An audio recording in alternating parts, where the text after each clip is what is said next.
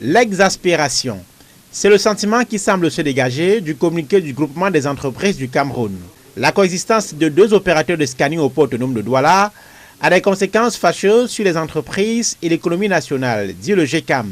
Le patronat cite le rallongement des délais de passage portuaire, l'augmentation des coûts de passage liés à la double facturation du scanning, la paralysie totale d'après les termes du communiqué, des opérations de dédouanement et d'embarquement des marchandises, la baisse de la compétitivité du port de Douala, la détérioration du climat des affaires. Le port de Douala tournant au ralenti, le GECAM relève que cela freine la production des entreprises avec un risque que les approvisionnements ne soient plus possibles pour certains produits sur le marché, entraînant une hausse des prix finaux pour les consommateurs et la contrebande.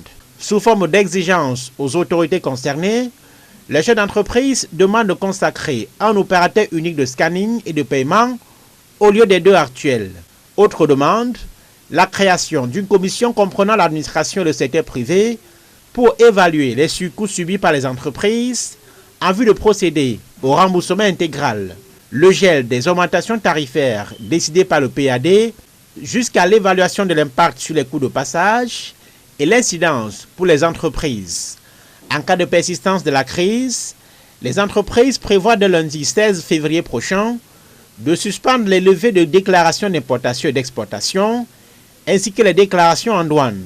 Cette position du GECAM est exprimée après celle du syndicat des industriels du Cameroun qui dénonçait il y a près de 2 semaines les doubles paiements de scanning au port de Douala. Ces derniers jours, plusieurs entreprises ont formellement réclamé les remboursements après avoir été contraints de payer chez les deux opérateurs qui se disputent l'inspection des marchandises sur la place portuaire.